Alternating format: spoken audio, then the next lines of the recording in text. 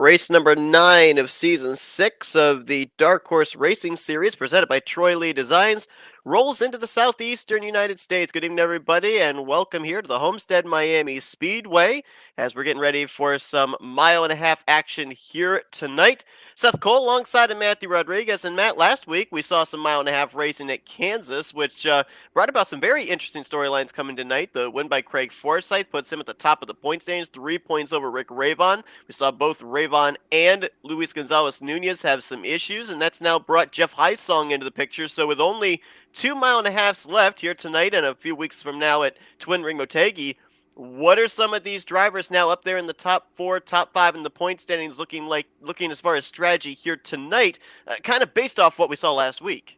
Realistically, if you're Craig Forsyth, you're looking to continue momentum. You're looking just to make sure you have consistent top fives, and of course, make sure you finish ahead of Rick Ravon. Rick Ravon, though, has a much different task. He needs to go out and win, or realistically, get better finishes than Craig Forsyth, because it realistically sounds like he's going to end up missing a week, and he's going to be in an even deeper hole than he's going to be in right now. And you don't want Indianapolis to be your double points, really your saving race, because Indy is such a hard track to win at. Same goes for Jeff Heisong, where Heisong, he's kind of in that moment where he's within striking distance, but he's going to need a little bit of help. He's going to need some good runs. He's also going to need that double points race at Indy to kind of pay out, but he needs to be there at the end. When you compare Homestead and Kansas in terms of the space allowed, especially in the corners, maybe give a little bit more of an advantage to the Homestead Miami Speedway. 11 drivers slated to roll off the grid here this evening, so with a smaller field and a little bit more room to work with, do these drivers settle in for green flag pit stop strategy from here to the checkers? Honestly, right now, I would expect green flag pit stops. The only thing that would really throw it off would be someone who maybe ventures a little bit too close to that white line, or maybe just tries that slide job, but just isn't fully clear. Yeah, that was one thing that you were definitely pointing out in pre-race, that white line. And of course, we know that typically at the mile-and-a-half racetracks, the driver that's in the lead near the closing stage of the race wants to run as close as he can down to the bottom, force the other driver to pass him the longer way around the racetrack. So going to be a little bit nerve-wracking for that driver playing defense if it comes down to keeping those left side firestones on the right side of that white line. You saw the drivers that had taken time. The last driver to roll off the grid in 10th looks like it's going to be the 60 of Joseph Morales. He's been coming off a couple of very good runs in the last few weeks. Matt Wagner was slated to roll off 10th, but doesn't look like he got onto the grid. So 10 drivers officially going to be taking part in tonight's race here at Homestead Miami Speedway. 130 laps, 195 miles, and Eric Schaus will lead him into turn 1. You know, Seth, let me throw you with a little bit of knowledge. At least to my knowledge, as long as I didn't overlook it, we have not raced at this track since season 4 in the Dark Horse Racing Car Series. And if you remember, the one who won that race in season 4 was Henry Bennett, only second to Nick DeGroot and Eric Schaus. Schaus has a record at this track of good, consistent finishes. Realistically, the guys who he was battling last time we were at this track, they're no longer here. Yeah, it's been a while since we've seen Eric Schaus on the racetrack, so to your point, with the good numbers he has here at Homestead, no surprise to see him in the field here tonight, and he has checked out. Obviously, as the race leader, he got control of when they accelerated, and looks like second on back were caught a little flat-footed. They're stacked up from second on back to about 7th position. It's worth noting about Charles Teed. He had such a good run last week, and it just a lot of, I don't think we can really put it into words how many things kicked off in that race that put us in the situation we are now, where you have some drivers scrambling, you have some drivers just kind of, they're feeling a little bit more confident than they did before. You see Rick Ravon start to make a charge towards the back of Eric Peterson. Well, the thing that really hurt Charles Teed last week and did a couple of drivers was the difficulty of getting onto that Kansas Speedway pit road. Here tonight, going to be a little bit different for some of these drivers and how they're going to have to approach green flag pit stops, and the fact that we've been told they're going to have to use that access road entering into turn 3, follow it all the way around to turn 4, and that's another thing that you were highlighting in pre-race as well. A lot of areas that you can slip up in just that short little area of racetrack. Yeah, one of these teams were unwise enough to lend me out a car, and it took a few spins just trying to get on the pit road, and it's extremely difficult. You really have to kind of aim down the pit road. I think Rick Ravon may have caught the wall there just a little bit. You're right. But you really have to aim it down the pit road. About 140 is the max you can go, but as soon as you touch that grass, you are immediately going straight. you are correct. I think the Firestones were brushing that seafoam green outside retaining wall there. As we saw it from the back of Eric Peterson in that third position. Rayvon, though, I don't see any damage on the charging side of that again. car. No, I You know? think it might have just been a brush. I don't think there was really any damage sustained, and obviously hasn't affected his speed as he charges to the inside of Craig Forsyth for that fourth position. And see, this is where we start getting to that dangerous game where, yes, the fastest way around this racetrack, at least in the corners, trying to carry that momentum is arcing down almost to the white line. But if you get too close to that white line or you just barely touch it, it will shoot your car up the track. Like you see Craig Forsyth there, got a little bit too close, ended up walking up the track. It's not as long as you don't hop onto that apron, it's not a giant shot up the track, but it's enough to make the back of the car wander and you start to follow it up the racetrack. And that's fine when you're running single car, but when you're side by side, you may not have that luxury. You know, it was interesting when you ended up bringing up the fact that Henry Bennett, a former winner here, last time these drivers were at the Homestead Miami Speedway. I got a couple of Homestead Miami nuggets here tonight for this series, and one of them is they've run in the past 3 seasons here at the Homestead Miami Speedway, seasons 2 through 4. Henry Bennett was the exception, but in seasons 2 and 3, the driver that won the Homestead Miami race went on to win the championship. DeGroot season 2, Robert Maleska III season 3. That's it. I don't know about Eric Schaus. I don't think that trend may continue, but hey, we may have a surprise winner here tonight. I'm just seeing Jeff Highsong start clawing his way up the field. We might have been 3 wide for a moment, were we? Because I just saw Corley. He got eaten up there all of a sudden by this pack of 3. Jeff Highsong's getting aggressive, and that's not a bad thing, to be personally honest, where Jeff Highsong, I think we touched on it last week, where realistically, he's been one of those guys who have great finishes, but never anything flashy. I think this may be his kind of step to start to be flashy, because he really has to be. Yeah, he needs to be getting better finishes with those two in front of him. Exactly. We said it last week. The consistency is good, but you've got to have the podium finishes to counter the victories that we've seen accomplished by Nunez, Rayvon, and Forsyth. So, yeah, the 18's got to turn up the wick, and so nice to see him kind of turn to a little bit more aggressive side as he's trying to reel in Rick Rayvon. There's Nunez right behind him, so he's in the vicinity of those guys that he's trying to battle for this championship. Still mathematically possible with still, roughly 5 races, I think, left on the schedule. And it's kind of funny that we kind of chat about guys getting aggressive, but we kind of often ask guys, why are you doing that? Why are you being so aggressive? One of those guys has to be Rick Rayvon, where notice he's kind of chilled out a little bit this week. Hasn't been pushing as many moves.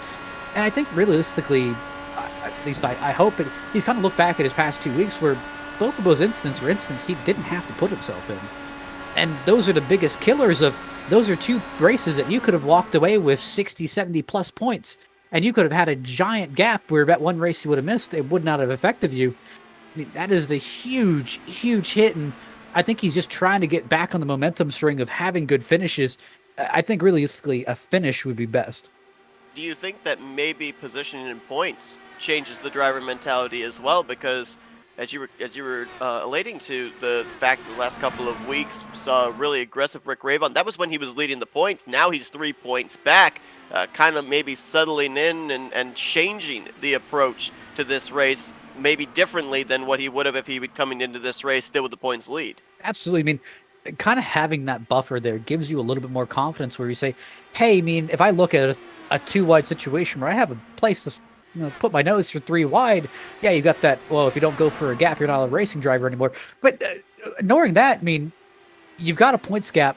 I'm a little bit more confident to put myself in risky situations, because even if I do end up wrecking or I get a less than stellar finish, I mean, at least I'll still have points. I'll still have my points lead. But at this point, he's kind of evaporated his entire points lead. Honestly, he is 3 points behind Craig Forsyth. So that kind of weighs on your mind of, hey, I had all this lead and all this lead disappeared. I need to kind of claw this back.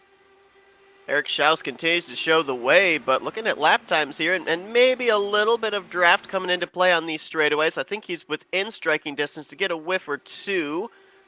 Noticing that Charles Teed, by thousandths, but still closing in on Eric Schaus for the race lead. That last time through 1 and 2, he actually closed it up by almost a tenth, so he really must have caught the draft there down the back straightaway. Yeah, I'm noticing it. I didn't think draft would be, I guess really draft and dirty air would be playing this much of a factor, but Realistically, it is, and I'm just seeing kind of the big three up here. I mean, got Craig Forsyth, Rick Ravon, and Jeff Hysong. Obviously, all these three guys, they have that in my mind. They need to finish ahead of each other, but just trying to make sure that you finish ahead of the guy and not wreck the car, that is the most important thing. You know, you take a look at our top three there. Schaus, Teed, Peterson, right now, pretty much looking like mathematically, unless something amazing happens for either Teed or Peterson down this home stretch to get back into that championship battle. This kind of reminds me of playoffs for NASCAR for their three main series, where you've got different drivers, different agendas. You've got this group here with Forsyth, Ravon, Jeff Hysong, Luis Gonzalez Nunez. They're big picture racing with the title hanging in the balance. But you look at our top three, they might be spending the rest of the season just out there trophy hunting, trying to get that first checkered flag before the season comes to a close. I mean, realistically, when I kind of look at Eric Schaus and Charles Teed for that matter, those are two guys where I don't really see they have a huge amount of stake in this. They can easily go out every week and just say, hey, I'm going for the trophy. Because no matter what they do at the moment, they're roughly about 300 points back. Short of a miracle, you're not making up that ground. That's not going to happen. However, looking at Eric Peterson, he's still kind of on the cusp of, hey, if some of these guys have a really bad day, he can kind of claw his way back in here. And let's also not forget about Indy. I mean, even with all the bad luck Eric Peterson's had this season, the fact that he is still this close in points just shows you how hard of a fight it's been. Same thing with Luis Gonzalez Nunez. Those are two guys that they kind of need to go out with the mentality of, listen, I'm going for wins, but if I can't get a win, second place sounds good, just to get yourself back in it. And those, honestly, up to Eric Peterson, that's kind of my line of these guys can make a good charge to win this championship.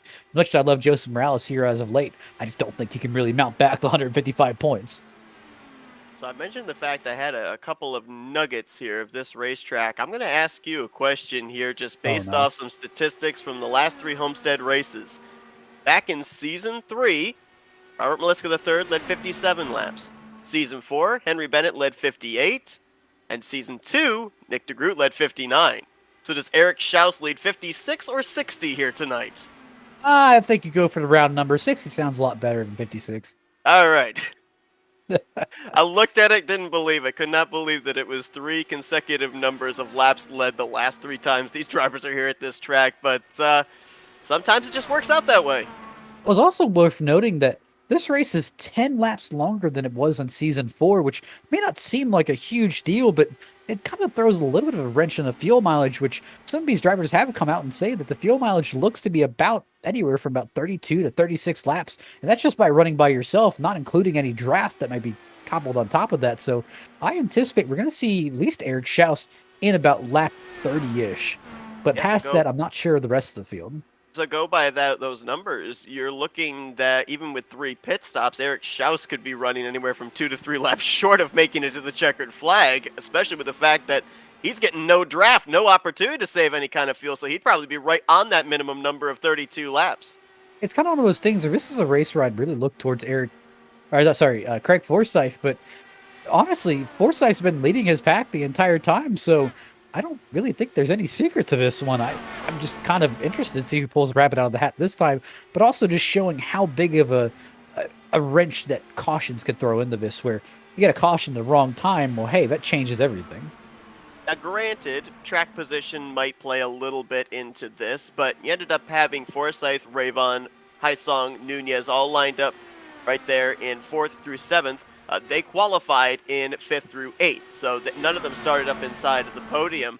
But we've seen Craig Forsyth do this before. He did this back at Auto Club. He did it last week at Kansas, where we thought that he couldn't make it on fuel. He's been able to figure out the exact fuel numbers, kind of work the race backwards from the end to the start.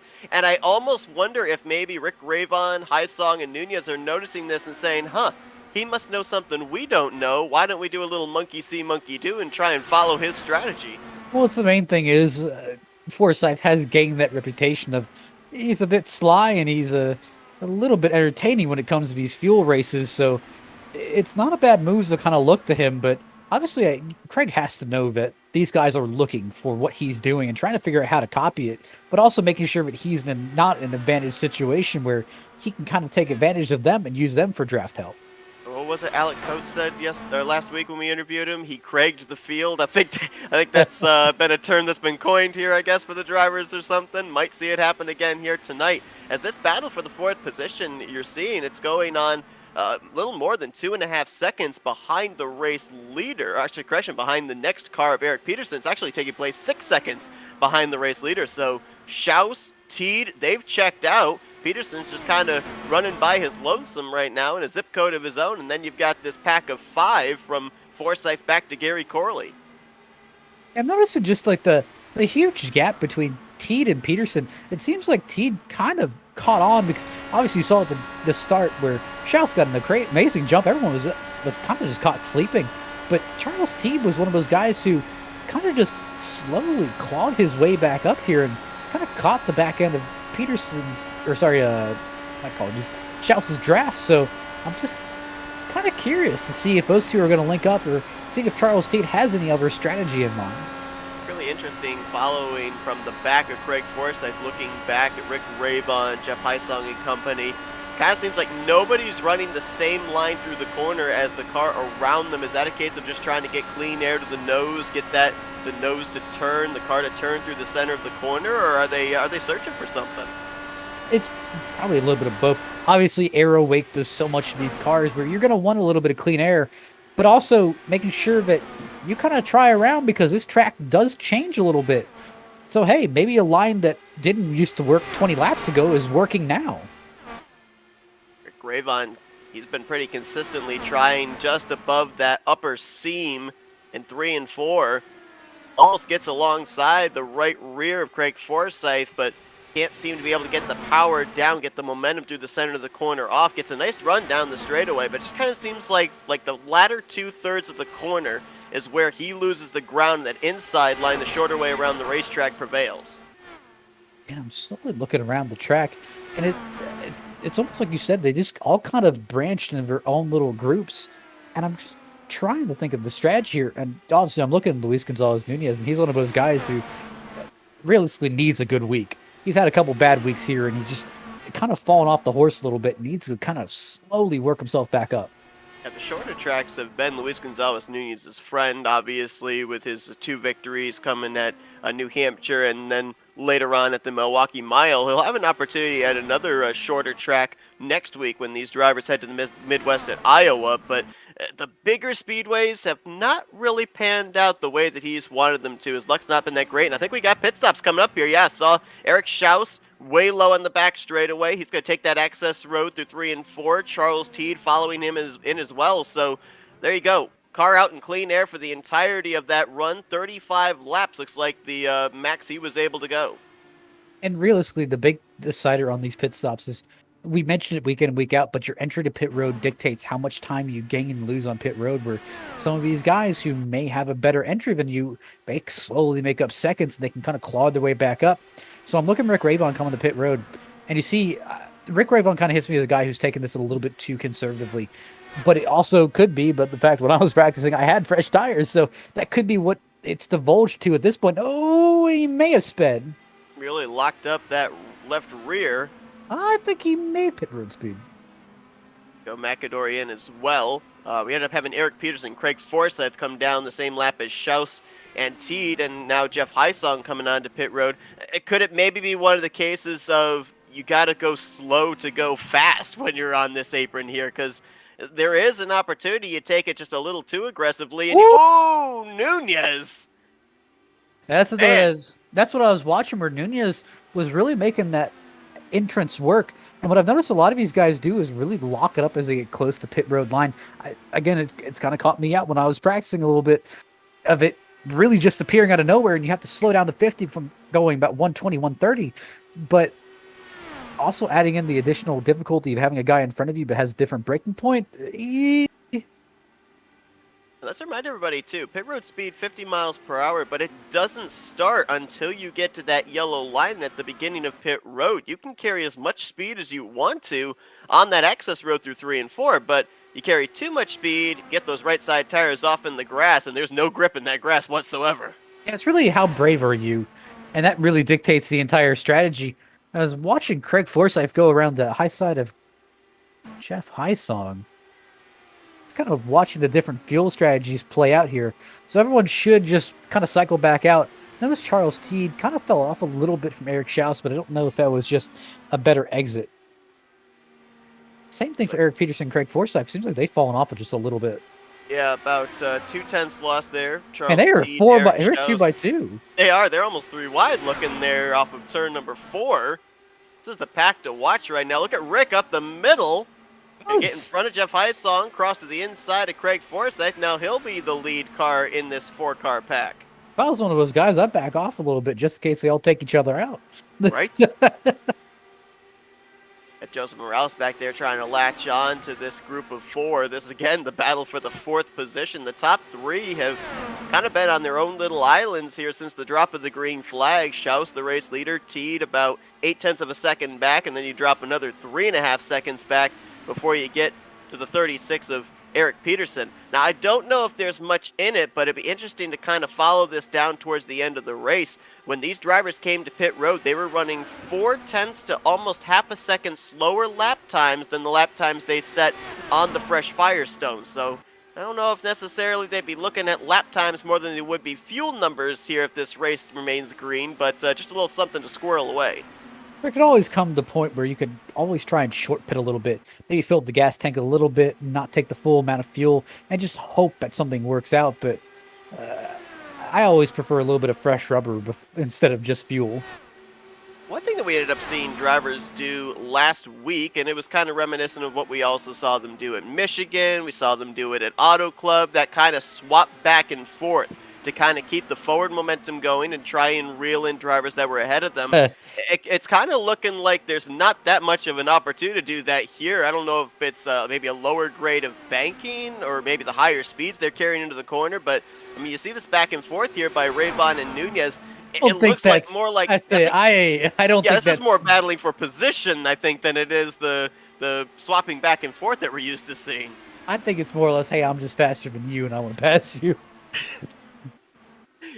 Forsyth and Hysong, they were doing it looked like for a brief moment there as well, but again, didn't really look like they were doing the swapping back and forth of position either, as Forsyth right down there close to that white line trying to close in on this battle between Nunez and Raybon for the 4th position. As we move back up to the front, a little bit faster lap time, that time for the 50 of Charles Teed. Now, we saw him come to pit road the same lap as Eric Schaus, but one thing that I observed was the 50 was running in 6th gear. You were talking about not a whole lot in between 5th and 6th gear in terms of the gear ratio, but 6th gear, more commonly known as a draft gear, so could Charles Teed, maybe if he's got enough draft here off the 72, could he maybe be trying to save a lap or 2 here each run to try and stretch it a little bit further than Eric Schaus if it came down to maybe just drops of fuel at the end? See, that's why I'm a little bit divided, because I've looked at the setup and I did practice a little bit, and I've noticed that the RPM change from 5th to 6th gear is honestly about 200-300 RPM, which isn't that huge in the long run. Thinking that these cars probably going down the straightaway are ringing out about 11,000 RPM, 11,005 if you're running in 5th gear, maybe 11,003 if you're running in 6th. So any fuel gain is going to be very minimal, but just trying to think, maybe if I don't think you can save enough fuel. Continue to watch this battle. It's now a 3-car battle for the 5th position. Looks like Luis Gonzalez Nunez has separated himself firmly in control of P4. Hysong now going to move into 5th, and very unsteady there. Rick Raybon machine off of turn 2 was trying to get that nose pointed straight down the straightaway, jumps back up there to the high side, trying to reel Hysong back in once again. For these guys right now back here, 4th, 5th, 6th, 7th, are these guys basically just kind of, this is the battle within the battle, realizing the situation of, that's the guy I've got to be. Obviously, I'd love to win this race. I'd love to play a strategy that could get me up there into that top 3. But right now, I got to keep my eyes focused on that points lead, and I've got to be aware of who my competition is here down this home stretch.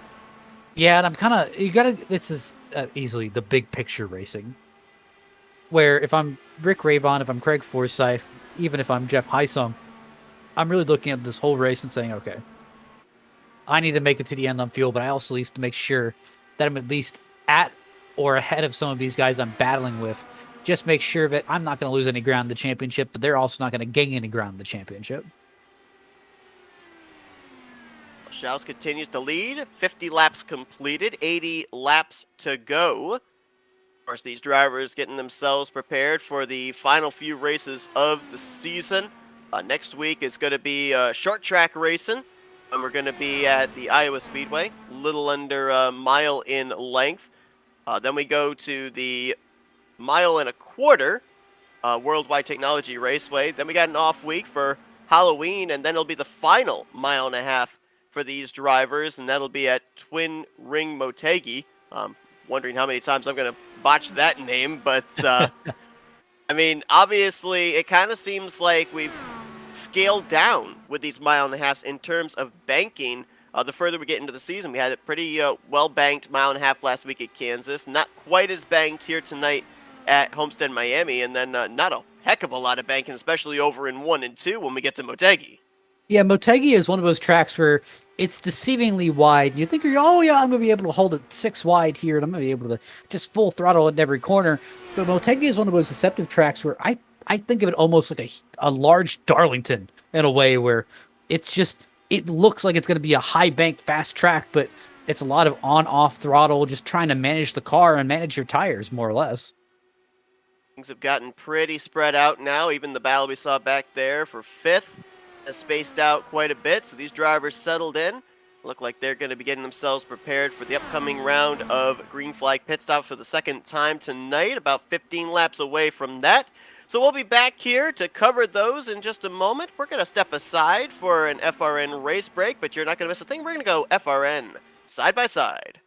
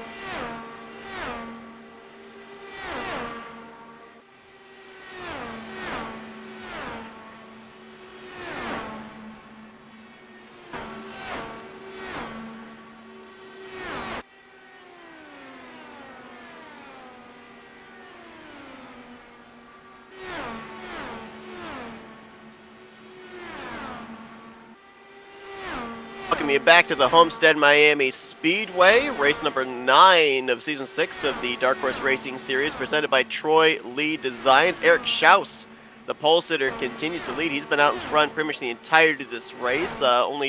He's led all but 2 laps, and those laps were led by other drivers during the first cycle of green flag pit stops. We're about roughly 5-6 laps away from when we will be heading back to pit road for these guys, but we've been keeping focus on what was a battle for 6th position between Craig Forsyth and Rick Rabon. These guys were racing like it was the last lap. Yeah, I've noticed, I think really the urgency is kind of set into them because if you're looking at right now, they're both 6th, 7th place. It hasn't been the stellar race for either of them. I think they've really been playing the strategy game, but I think they're kind of deciding that they need to get ahead. They need to start working back some time here. Because, I mean, look at Luis Gonzalez Nunez. He's pulled away about 2-3 seconds from him, and he's starting to chase down Eric Peterson here. He is indeed about half a second between Nunez and Peterson for what could possibly be a brewing battle for that final spot on the podium, right on the eve of these green flag pit stops as well. Interesting you bring up the word strategy. Talked about the fact here tonight was going to look very likely that this thing would go green the entirety of the way, and so drivers would really have to start crunching the numbers in terms of fuel. Well, Eric Schaus, the last time he went to victory lane, you got to go all the way back to April of 2021 when he pulled off that fuel strategy miracle at the tricky triangle of Poconos. So if you're looking at another driver that might be able to pull off strategy here tonight, look no further than the guy out in front. Yeah, and realistically, that race, I know for Eric Schaus, wasn't the race that I think he was really proud to win. Did Peterson miss pit road? I just noticed the 36 slow there. Just looking back here. Yeah, it looks like he missed pit road just a little bit. He entered pit road about 140, just trying to hold 140 and ended up touching that grass a little bit, and he shot right back out on the track. Now, it's not a black flag.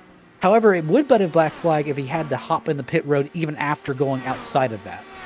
So he's coming back down pit road this time. He'll try and make it. Looks like Joseph Morales following him in. There's Luis Gonzalez Nunez that we're focused on. He's also on pit lane in the 14.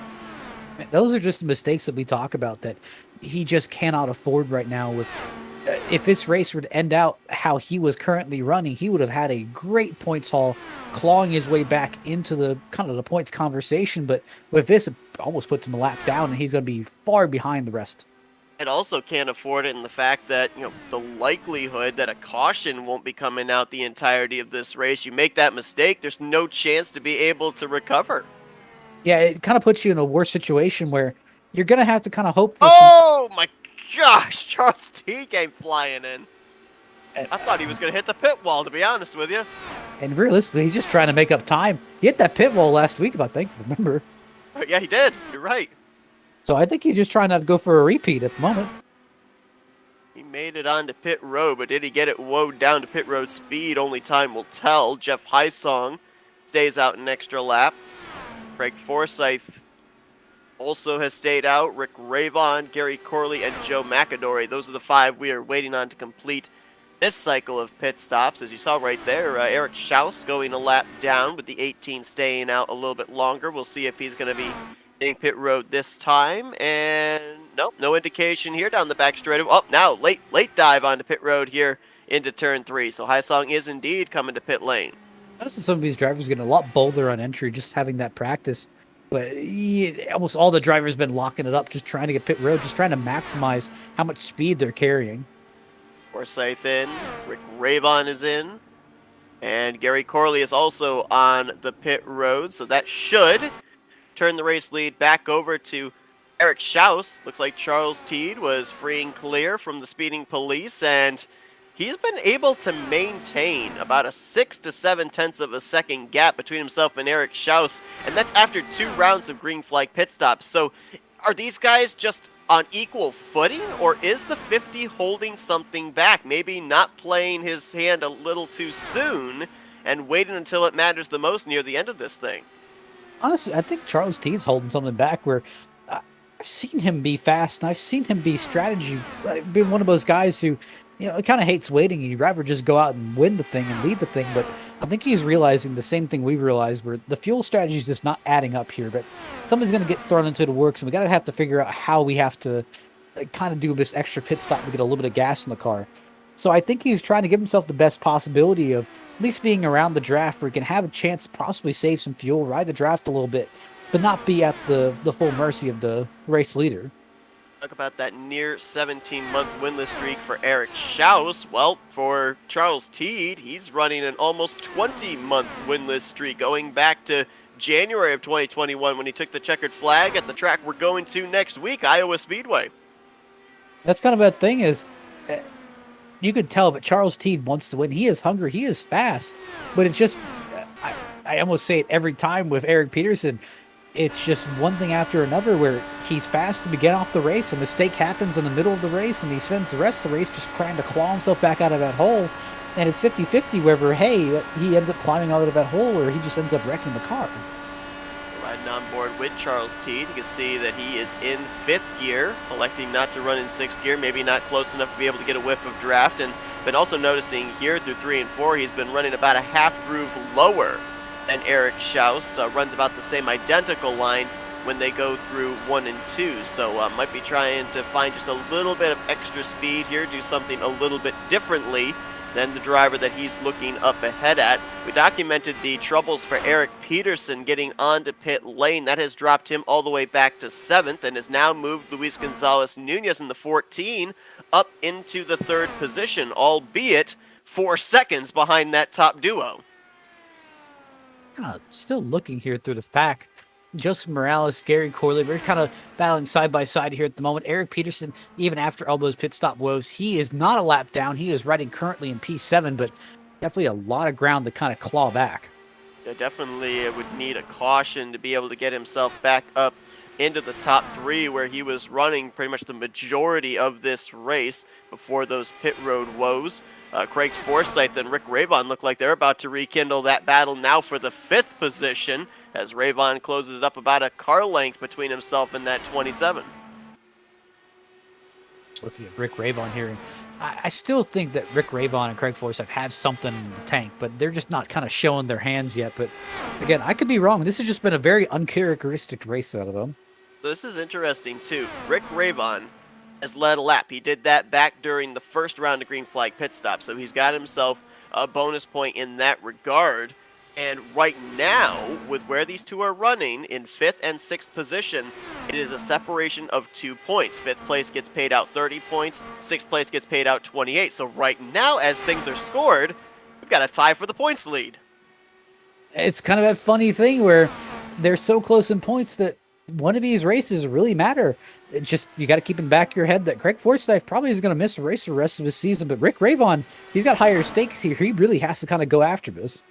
A good point with the fact that we know that Rick is going to be missing race in a couple of weeks. Craig Forsyth has, up to this point, made all the starts this year. And one thing that we should actually document as well, we were talking with Dark Horse Racing admins last week, and we found out that there actually are no drop weeks. We were hitting home the drop week scenario and everything for Nunez, for Forsyth, for Ravon, and then we found out, oh wait, nope, there's no drop weeks apparently. So throw everything we told you last week in that regard out the window. That's the big thing where not having those drop weeks, that makes it a lot more difficult, but at least it makes the picture a lot clearer for some of these drivers where there's no question about where you're going to be at the end of the season because the points are the exact same. But just trying to math out how you, pretty much your path to victory. And I'm sure when we come into Indy, we're going to have a lot of the paths to victory of, hey, this is how this guy wins the championship, but he has to finish here, and this guy has to do this. That's going to be a lot of it, but just kind of sitting here and crossing your fingers and hoping for the best. It's going to be a nail biter, to say the least. Yeah, it's interesting you bring up that fact about, does the drop week kind of muddy the waters for drivers that are strategizing week after week, because then they have to kind of maybe take that into account in how they approach the driver that they're racing, maybe have to try and go out and do a little bit of elective math to figure out where do I need to be in regards to this driver. Instead, as you said, have a more clearer picture without having the drop week involved as far as what the point situation is. Realistically, kind of breaking down the two biggest opponents here has to be Rick Ravon and Craig Forsyth. Rick is fast wherever he goes. He puts in a lot of practice time, and he has a lot of knowledge in this car, which makes him equally dangerous, but his real flaws come from just pushing when he probably doesn't need to push. And that's part of what makes him so good, is that he's always pushing, but it also turns into a weakness when you look at it saying, hey, well, he gets himself into some situations that he doesn't need to get himself into. Going at Greg Forsyth, I mean, he's one of those guys that he's kind of silent and scary, where he can be fast on certain weeks, but there is some weeks where he just doesn't look to have that same speed. But strategy-wise, he is always there. He always seems to be a threat. Especially any track we go to that's strategy-based, he is always a factor. But that makes him such a difficult opponent, because he may look like he's having a bad week, but, hey, at the end of the race, he'll be there at the end. But realistically, Craig Forsyth's biggest weakness is just not being good at some tracks. Where Rick Ravon, every track he goes to, he brings immense speed. Craig Forsyth, even despite all the good finishes, he just hasn't had that overwhelming pace. So it does not look like, just based off the calculations right now, that we would be having a fuel strategy race. Eric Schaus and most of the drivers up here inside of the top 5, they've been coming to pit road about every 35 laps. Last time that Schaus was on pit road, completion of lap 70. So these drivers would be making their next and more than likely final pit stop around the completion of lap 105, giving them 25 to go, and that's well within that 35 lap window. So basically now pit road will probably be the deciding factor into who's going to win this race, who's going to get those last spots maybe on the podium. And it's all going to have to be about execution here. It's going to be the money stop. So we saw Charles Teed be very aggressive on pit road entry to try and close up that gap between himself and Eric Schaus. Does he have to do that again here to be able to have a shot at this race win, or does he just basically play it a little bit conservative, hope that maybe Eric Schaus will feel he's going to put the pressure on him and maybe make a mistake? My honest opinion is I feel that Charles Teed needs to do exactly what he's been doing. The biggest time that you start getting into trouble is when you start changing your strategy, or you start overthinking some things. Right now, you've had really good success of being right on him on the pit entry. He knows that you're fast. He knows that every time we go to pit road, he's always on your bumper. So, hey, don't change it up. And just you being there makes him scared. Just because, hey, there's a guy behind me and I didn't have him behind me for the last 30 laps. That's kind of a big thing of, as long as you're there, you're always a thought in the back of his head. But again, just capitalize, where you don't want to go on the pit road. Hey, Eric Schaus is a better entry than you, and you're farther behind than you were now. You're having a tough enough time trying to claw back that time, but again, pit road is really the make or break point where you can make up that time. Don't look now, but we got ourselves a battle for third. Jeff Heisong has reeled in Luis Gonzalez Nunez, showing the wing to the inside here into turns 3 and 4. I'm not necessarily certain if Nunez maybe kind of allowed him to get up here so that way he can have a drafting partner to save a little bit of fuel, or if Heisong was just able to run him down. But regardless, Jeff Heisong here with an opportunity to maybe snipe a podium finish away from Nunez, because both of these drivers came to pit road 4 laps separate from each other. Luis Gonzalez Nunez, the first of those that was on pit lane. I'll say, but Nunez and Heisong have a very different strategy base in my mind, where I've noticed that Luis has liked the wall. He has tried to stay up as close as possible to that outside retaining barrier, and he's really been making it work. He's kind of been taking that very top line, but a lot of drivers just won't dare to go up to. While you've got Jeff Heisong, and he's running the more traditional bottom line, I think that top line is really tearing up those right side tires for Luis Gonzalez Nunez. It's fast, don't get me wrong, but I think when it's compared against a guy who has draft and also is using the bottom line effectively, I think it's kind of negating the gains that he'd get out of it. One of the things with these Indy cars that we know for certain is they run, for the most part, on aerodynamics. That's where they get a lot of their speed, the low downforce, how low they are to the ground. You can see they're going into these corners. When you're in the box of your stock cars up there against the wall, the air kind of allows you, or almost the lack thereof, allows you to be faster around that area of the racetrack. Do these drivers in these cars feel that same sensation being as low to the ground as they are? Yeah, and that's kind of the big feeling of, if you bottom out, I mean, these cars are not the smoothest cars in the world to drive. I mean, they're very bumpy, they're very sensitive. And the steering is extremely sharp, but kind of looking at that, I mean, once you knock the wall on these things, the steering gets knocked off. I mean, it just feels weird. That almost looked like it could have been a brush like Rick Ravon had in the early stages of this race. It was very close. Those right side tires did that outside save for barrier last time through 3 and 4, but obviously doesn't look like it's really damaged. Luis Gonzalez Nunez hasn't killed his momentum as he continues to battle here Well, did you have for this on your that third bingo position. card?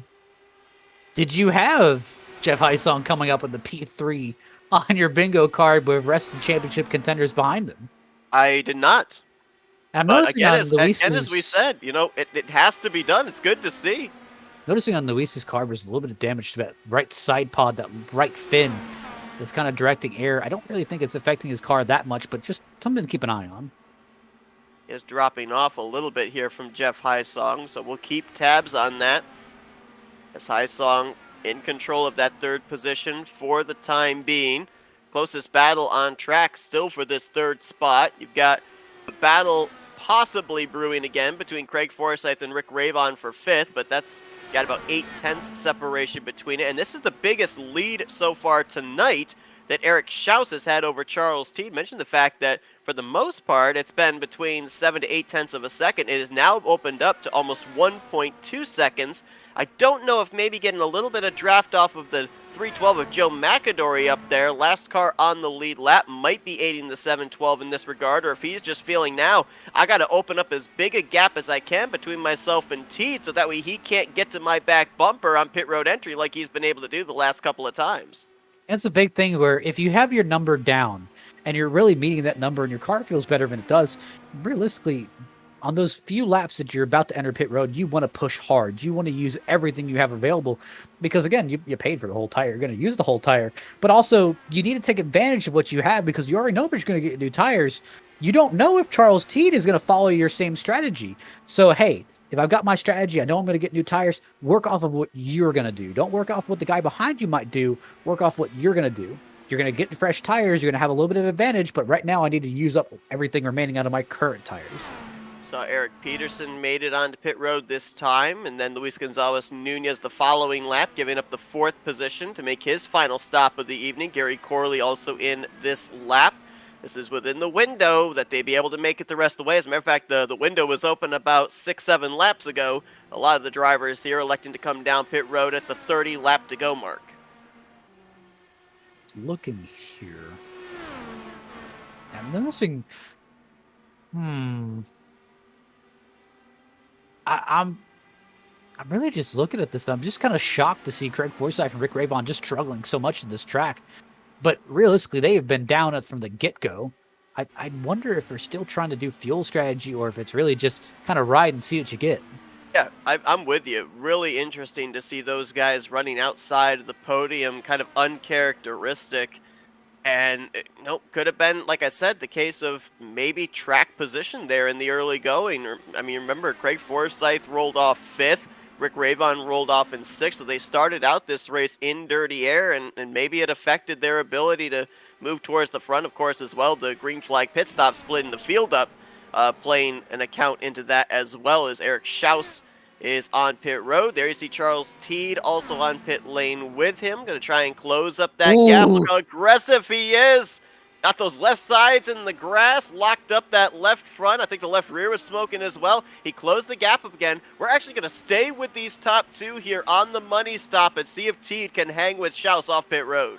It's kind of surprising, but honestly, I think Teed actually could have pushed a little bit more. He kind of slowed down the pit road speed right before the line and actually could have pushed just a little bit more.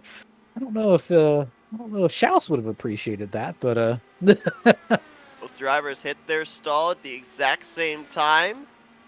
7.9 for Schaus, 8.1 for Teed. Look at Teed launch there off of pit road. I mean, Teed knows this is his really go time. He has to be there. Because realistically, this is your run to the end, minus any cautions. This is how you're going to be making up your time. See, Joe McAdory. I haven't talked about him much this race. Yeah, McAdory getting one of his 2 laps back, I believe, right there. He was about to get lapped before the leaders caught up to him. Look at this. This is going to throw a wrench in it because it is. Let's say it's taken away the line that Schaus wants to run, but Charles Teed, he got the full advantage of it. And he's going to keep in touch here, it looks like. Clears off of McAdory, and he is right there, about a car length and a half. sending it into turn 3, trying to get around Eric Schaus. Should mention Jeff Heisong. He is hit pit road. He stayed out an extra lap, so give him a bonus point. I think he's led a couple of laps here tonight on the green flag pit stop cycles, but look at Eric Schaus trying to move back and forth, trying to cut the draft back to the 50 car. And it might be working, to be perfectly honest. It looks like he's dropped back just a little bit, trying to deal with all that. That's it. I'm personally divided in that, where I'm used, again, I'm big body stock car guy. I'm used to big body stock cars where, hey, you can weave all you want, but I'm faster in a straight line than you. But with these Indy cars, it's a lot more aerodynamic dependent. It's a lot more draft dependent. You can gain a lot more time by following the draft the guy ahead of you. So we saw Charles Teed very aggressive on pit road, just what he needed to do, kept in touch with Eric Schaus. From this point on now, if you're that 50 car, what do you do? Because we saw Rick Ravon, Luis Gonzalez Nunez, they went up there against the wall, got some great runs off the corner down the straightaway. If you're T, do you have to kind of run the risk of migrating your way up there towards that wall, see if you can make up time in the 72 that way? Because I kind of think that just running in his draft is going to upset your car more than anything. Yeah, realistically, I think you really need to start searching around for different lines. But obviously, hey, explore within reason. Don't just drive up 2 lanes up a track because you think it's going to work. Look at what he's doing in front of you. Just figure out, hey, if I go a little bit lower here, maybe if I go a little bit higher in the corner, is that going to have a different effect on my car? Will I be able to still drive away? But also not over-analyzing your relative, where you're looking at the time, you're saying, okay, well, hey, he's driving away, 0.70 seconds per lap. How can I prevent this? Don't look at every corner saying, well, I fell back 0.1 on that corner. What can I do differently? Run your race. Focus on one corner at a time, 1 lap at a time. On this time by at the line, 25.596, almost a 26 flat for Eric Schaus, and you can see the telemetry there on the steering wheel for Charles T, 25.714. So he is losing ground by the tenths here. Big run there through 3 and 4. Oh, really wide. Look at him there trying to gather that thing back up, as that back end was almost into the outside wall off of turn 4. He's basically asking everything he can out of this race car, and maybe a little more than that. I'm seeing Rick Ravon and Craig Forsyth here at the back of the pack. They are still battling, and they really are just trying to make sure that they stay within close points to one another. Because again, this is realistically their championship lead here. We have gone the entirety of this race without a caution, and this could be the yellow flag of the night if these two make contact. They have really mixed it up here. Punches. Exactly. I mean, they've been mixing it up back here. Even though it's a battle for the 5th position, it's almost like it's a battle for the race win, which in their minds could be the case. It's really a battle for the points lead between the two heading into Iowa. Like I said, this is huge for them, where, again, Craig Forsyth has in his mind where he doesn't need to be flashy, he doesn't need to go out and win races. He just needs to keep doing what he's doing, keep being consistent. But also, the big thing in being consistent is make sure you finish ahead of Rick Ravon. Because, again, just finishing 1 place behind him, 5th place points is better than 6th place points, even if by a small margin. We mentioned about Jeff Heisong, 84 points out of the points lead coming into tonight's race. 3rd in the overall standings. We saw last week him get his first podium of the season, and right now he's in line to maybe have back-to-back podiums. Luis Gonzalez Nunez bearing down on him to try and get that spot. But I think the most impressive stat here tonight for Jeff Heisong is the fact that we've run now 115 laps under green. We've seen it be rather difficult to pass for position, but Jeff Heisong rolled off the grid in the 8th spot. He has picked up 5 spots since the start of this race. Slowly, methodically, has worked his way up into the podium. So I think that is an incredible statistic right there for the 18. The fact that he's been able to pass as many cars as he has under these green flag conditions, and really off of pit strategy as well. He has stayed out, a lap or 2 longer than most of the drivers in the field tonight. The big thing, that's what he needs. He knows he's on the cusp of the championship, but he's not overreacting to it. He's letting the race come to him. And he's also just set himself up for success. He may have not been the fastest car tonight. He may have not been the best car on strategy tonight, but at least he was one of the most consistent cars. He hasn't made any mistakes, and he's had the right strategy at the right time. He's been able to capitalize on what he's been given. This battle is going to be a lot of fun to watch here in the closing stages between Rick Ravon and Craig Forsyth. Again, as they run right now, with Ravon having led a lap and Forsyth has not been out in front yet tonight, points payout would have these two drivers tied for the points lead at the top of the standings heading into Iowa next week. Up at the front, though, it continues to be that bright green livery of Eric Schaus. He started on the pole. He's led the most laps here tonight. As a matter of fact, you remember I asked you that question of would he lead a 56 or 60? I think he's eclipsed that. He's led over 100 laps here tonight. He's probably led all but 5 or 6 laps of the entirety of this thing. And barring any issues here, maybe a late race caution, he is en route for what would be his first win of Season 6. That's the big thing. He's looking at this here and saying, hey, this is something that can help him at least feel better about his season. It's not going to help him get back in this championship fight, but at least, hey, it's been a rough season. Just a little bit will make you feel better. Plus, again, a win will kind of catapult you on the standings just a little bit. It's not going to be a huge championship thing, but it'll just be kind of a morale thing. Same thing for Charles Tito. He just needs a good finish where even if he can't get the win, he is just looking for a good finish just to rebound. Obviously, a driver wants to win the big one. They want to hoist that championship trophy at season's end, but when it's looking like it's mathematically impossible, does it take a little bit of a load off a driver's mind that they can just go out there and hunt for trophies, hunt for checkered flags? I mean, no one likes being told, hey, it looks like you're not going to fight for the championship this year. But again, fighting for trophies, that just kind of gives you a, listen, if you wreck, you wreck. It's one of those bring me to steering wheel, bring me to trophy moments where either go out there and bring me a trophy or just wreck trying. And that's, I don't think that's Charles T's mentality because he's wrecked a lot this season. But just having that mentality of, listen, I'm out of the championship fight. I can't get there. No matter what I do, short of a miracle, it's going to be my claw back. But at least I can possibly go try and win this race, and I can make myself feel better saying, hey, I mean, I may have not done this well this season, but at least I was fighting here for wins, so. Well, we know there are gators in Florida. I guarantee you here tonight there are snakes, and they are on the straightaways of this racetrack. This battle for 5th place continues on, and these guys, Forsyth and Ravon, they were snaking in every sense of the word a couple of laps ago down both the front and back straightaway. Forsyth able to get the slipstream, able to get the launch past Ravon for that 5th position, but Ravon might just be winding up that rubber band to try again. This thing is still not over between these two, coming to 5 to go this next time by.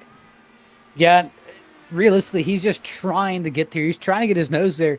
A point's a point. That's the biggest thing. And the difference between these two is if Ravon gets 5th, these two would be tied. If Forsyth gets the 5th position, then it would be 1 point advantage to Craig Forsyth going into Iowa. And there you see the gap closed up. No snaking down the front straightaway this time. Ravon, he wanted, I think, the top side, and Craig Forsyth took that lane from him.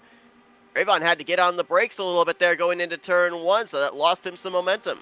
I think the big thing that you have to remember, and this is something I cannot stress enough, don't wreck the car. Right. Even if you can't pass Craig Forsyth, don't wreck trying. Partially because, yes, you won't be in the points lead after this, but at least you'll be near the points lead. It won't be as big as a gap, but if you wreck the car, you're finishing probably about P9, P10. Exactly. There right now are 8 cars on the lead lap. It's not worth the risk. And also the fact that we don't have any overtime cautions or overtime restarts. I mean, obviously, nobody here tonight has had to use a fast repair. Actually, one driver did. That was Luis Gonzalez Nunez. That would be back to that rear wing damage you alluded to around the midway portion of the race. But nobody else has had to use the fast repair. But you end up getting involved in a wreck here and tear that race car up with 3 to go. It's very unlikely we would get back green. The race would end under yellow, and yeah, you would drop down to 8th or 9th position in the finishing results. A far cry from the points you would gain if you brought it home inside of the top 5 or top 6 based on the running order of these two drivers. But this time around, Eric Schaus is about to see the flag he's probably been waiting for the last 50 laps or so. The white flag going to be displayed here at Homestead Miami Speedway. 1.5 miles left for car number 72. And to be honest, Schaus has put on a masterclass here of just how to maintain the lead and control the draft of this race. And realistically, he's controlled the flow of this entire race, hasn't been interrupted once. Execution on pit road has been flawless. Lap times have been consistent. Strategy has been perfect. Off turn 4 for the final time. Snapping a winless streak going back to April of last year. Eric Schaus is your winner here tonight at the Homestead Miami Speedway. It doesn't look like Rick Ravon can get it done, so it'll be P5 Forsyth, P6 Ravon. That has a huge jump for Song being able to get up that high. Be interesting to see what the gap's going to be points-wise between Song, Ravon, and Forsyth now, with Song bringing it home in the podium for the second straight week, by the way. He was 84 points back coming into tonight. Be interesting to see what the points gap will be going into Iowa next week, as Eric Schaus dominating clinic here tonight at Homestead, Miami, and now going to burn it down on the front straightaway here in front of these Florida fans. Don't know the exact number of laps that he led, but if I had to do a rough estimate, I would say he led probably about 114, or make that, or correction, 124 of the 130 laps here tonight. The only other drivers that took turns out in front, to my knowledge, Rick Ravon, Jeff Heisong, I know they stayed out a couple of laps under the green flag pit stops, and I think Joe McAdory might have sniped a lap led as well. But other than that, it was the 72 crossing the line in P1 pretty much every lap of this race. And you could just see, look how long the burnout is here. The elation and maybe the relief of finally getting back to victory lane after such a long winless streak. Yeah, and it's just those small motivations that keep you in it. And it doesn't have to be anything big, but just something to keep keep your head up and just stay motivated. Let's take a look at our finishing results from tonight. All 10 drivers that started the race finished the race, no cautions the entirety of this 130 lap event. We did have 2 drivers finish off the lead lap. A big part of that was when the field got spread out with the green flag pit stops, but everybody finishing under their own power, and really no torn up equipment here tonight. Teed bringing it home with a solid run of second place. He closed it up there near the end, was about little less than 7/10 of a second off of Eric Schaus, but just never seemed to be able to close it up enough to make a move. Closest he was about a car length when they came off pit road for the final time. Jeff Heisong with his second straight finish inside of the podium in third. Again, remember, did that from the 8th starting position. Luis Gonzalez Nunez had that little bit of damage, got the faster pair, and was able to maintain a 4th place run tonight. Craig Forsyth right behind him in 5th, and Rick Ravon in 6th. So the points will continue to be close between the 27 and the 1. I believe 1 point advantage for Forsyth going into next week. Eric Peterson, what might have been for the 36 if he had not had that pit road miscue around the midway portion of the race. He'll still bring it home on the lead lap in 7th. Gary Corley, last car on the lead lap in 8th.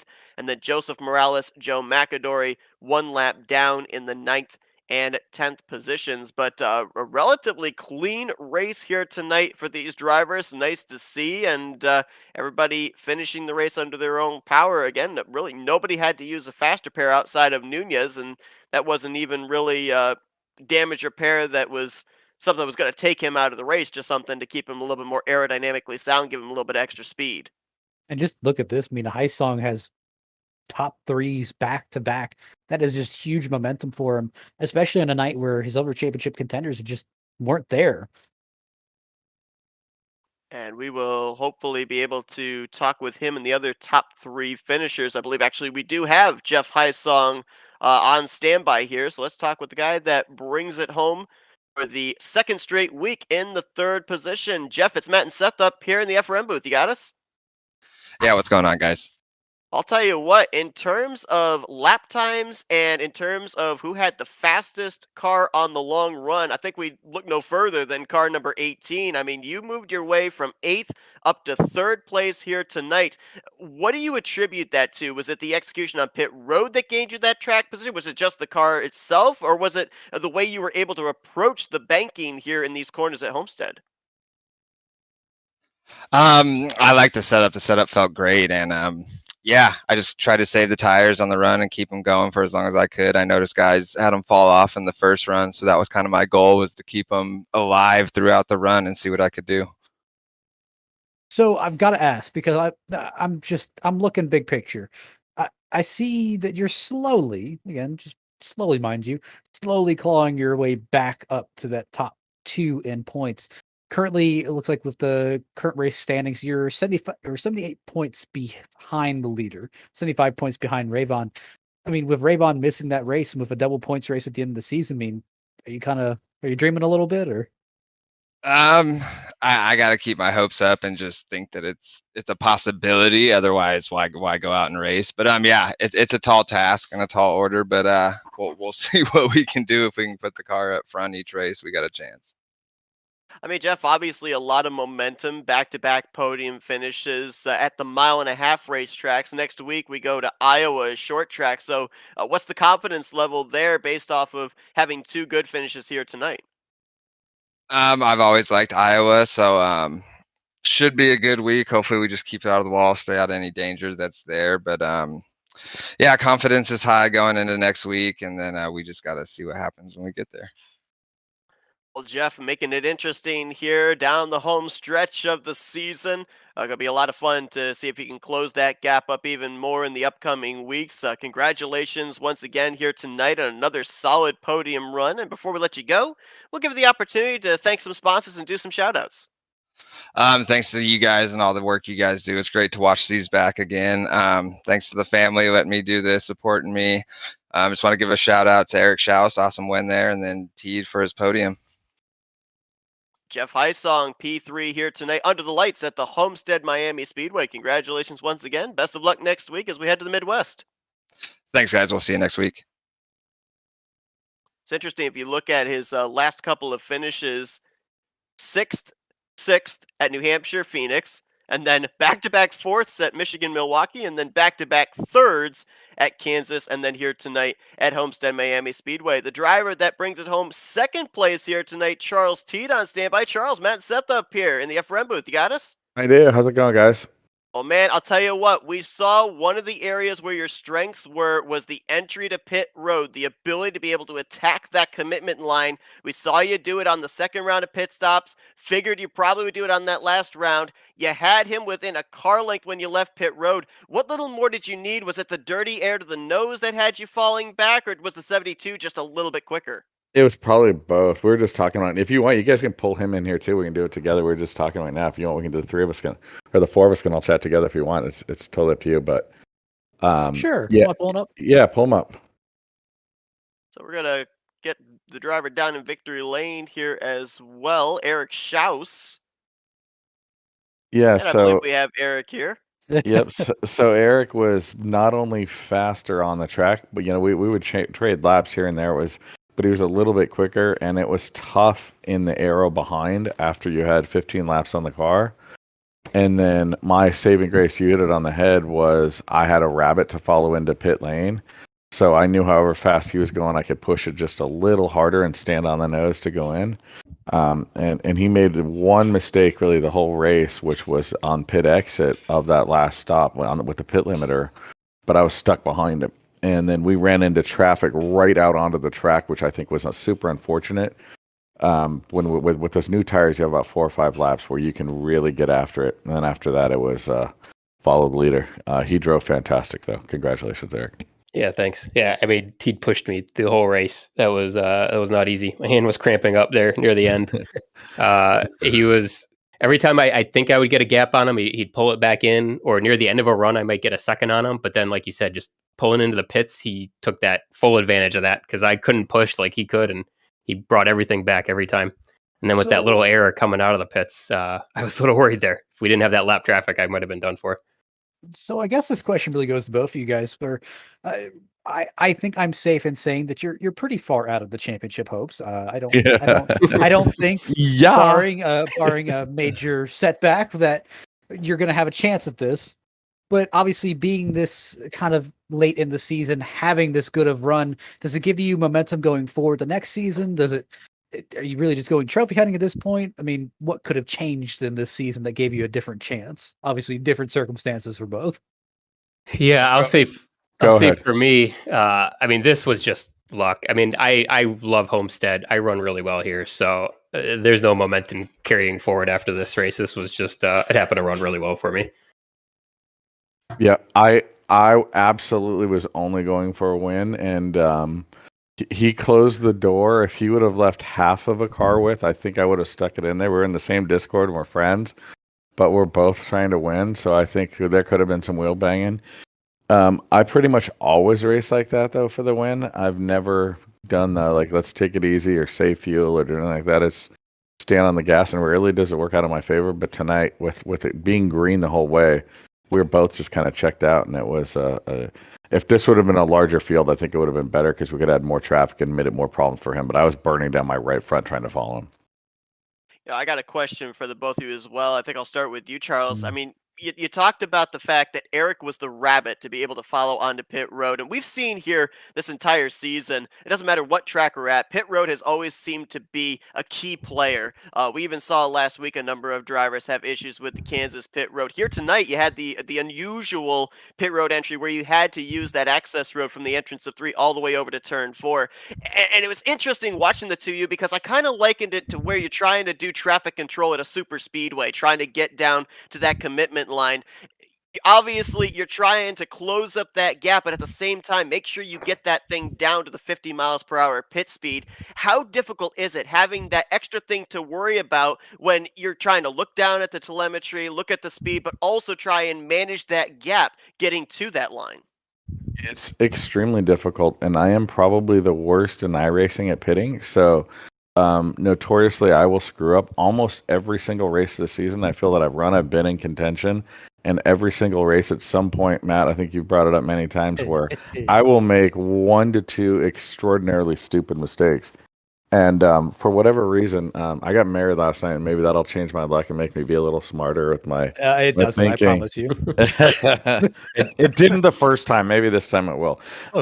But yeah, I was extraordinarily fortunate on the pitting because Eric is a very good pit stop person, but I think he was being extra cautious going in, and it allowed me to really send it in there. I think otherwise, if I didn't have that advantage, he would have probably beat me by 2.5 seconds in the race. So yeah, So it was was. that the case? So was that the case, Eric? Were you being a little bit more cautious, or were you keeping an eye on that 50 closing in on you there at that commitment line?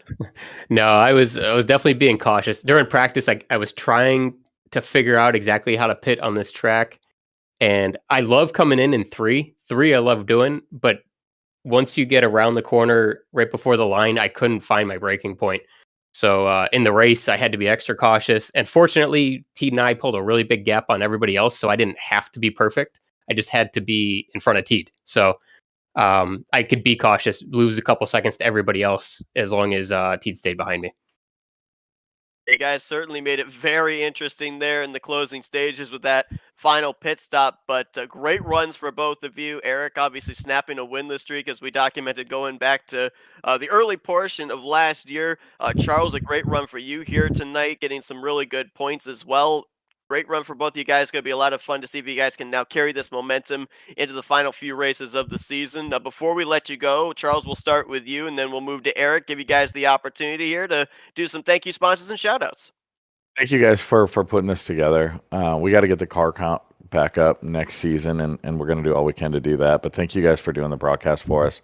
I want to give a shout out to Jim Brooks, who's been battling cancer, and hopefully he's doing well tonight. Maybe he gets a chance to watch this. I would love to have him out here running with us when he's feeling up to it. I know he ran once with us last week, but thanks to all you guys for putting this on. Thanks to all the folks that our sponsors. I can't even remember them anymore. I haven't been on a podium in so long. I forgot. If we ran half the length of these races, I'd probably have 3 or 4 podiums. But this might be the first one this year. I can't even remember. But I think it is. most importantly, I want to say it was really fun racing Eric that hard in my hand. I didn't realize until I let go of the wheel how freaking sore my damn hand was. Just pressing to try and go get the guy, and he does not make mistakes. He's a fantastic driver. So it's always fun to race. I mean, since I started on iRacing, Eric is a great person that shares his tricks and tips, and really fun to race with him and Craig alike. Yeah, same for me. Thanks to you guys for the broadcast, and Teed and Eric and all the other admins that put out this league. It's always been a blast. I love racing these guys. And yeah, thanks to all the people watching, and we appreciate it. Well, Eric Schaus, Charles T, putting on a show for the fans here tonight. They ran 1-2 pressure the entirety of the race and bring it home in first and second. Schaus and Victory laid Teed with the runner-up finish here tonight. Congratulations to you both, and again, best of luck next week and the remainder of this season heading towards Indy. Thanks, boys. Thanks. And that is here tonight to a close from the Homestead Miami Speedway. Just a little fact check, that is actually Charles Teed's second podium finish this season.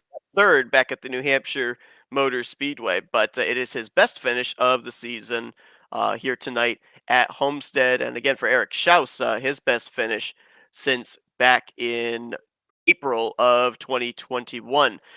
Point standings have been updated, Matt, as you alluded to the situation for Jeff Highsong. The gap, though, between Craig Forsyth and Rick Ravon, I guess this is why I'm not paid to do the calculations, because it's not 1 point. It stayed at 3 points between the two of them. There were some no incident points that came into play as well that I didn't realize were bonus points that drivers could get. So 3 points still, the separation between the two. And we saw what they were doing here tonight, mixing it up for the 5th position. I can only imagine what's going to be happening down this home stretch when it comes down between these two guys with checkered flags on the line. Yeah, realistically, Craig Forsyth is doing all he needs to do right now, where he's just making sure he finishes ahead of Ravon and keeps the car clean and just brings home as many points as he possibly can. Rick Ravon, though, is in a little bit more of a precarious situation since he needs as many points as he can get, and obviously to finish ahead of Forsyth. So the big thing why Rick Ravon, if he misses the intended race he plans to miss, the big thing for Forsyth is he really needs to capitalize in that race. He needs to go out and win. He needs to go out and finish P2, P3 as high as he can, just to get as many points as a buffer. Since again, we saw, I mean, Jeff Highsong is one of those guys who is slowly starting to claw his way back, and you don't want to leave them within range when we get to one of these tracks like Indy of, hey, if realistically, if let's say Highsong gets within 50 points, he can go and win Indy, and he could easily take the championship and the win. So Highsong is starting to chip away. Luis Gonzalez Nunez, a solid run here tonight in 4th, also in that same vicinity with Highsong, Forsyth, and Ravon.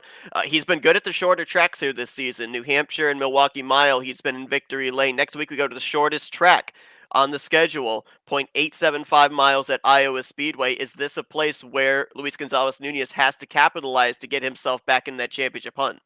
Yeah, Luis has been pretty much on fire at all the short tracks all season. So this is one of his points where he really needs to go and show up. But also, it's kind of that same thing where he's going to need a little bit of luck out of this one too. Now, Luis hasn't fallen out that far to the point where I'd really write him off, but he hasn't really stayed close where he's been great on the short tracks. When we come to the 1.5 miles, he just has not been as prevalent.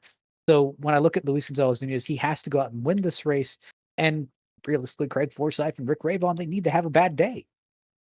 And of course, we'll be focusing on those battles inside of the top 2, top 3, top 4 in the point standings. But we also have to keep in mind, you've got those drivers out there. They're just trying to finish out the season with a victory. And we've got a former winner at Iowa next week that finished runner-up here tonight in Charles Teed. So you got to think that he's certainly going to be at the forefront of the running order when the green flag drops next week. But that's going to do it here tonight from the Homestead Miami Speedway. Eric Schaus, your winner here in Florida, his first victory of the season. The points remain close heading into Iowa next week, and we'll be bringing you coverage of that next Sunday night with the green flag scheduled to fly at 9 p.m. Eastern Standard Time.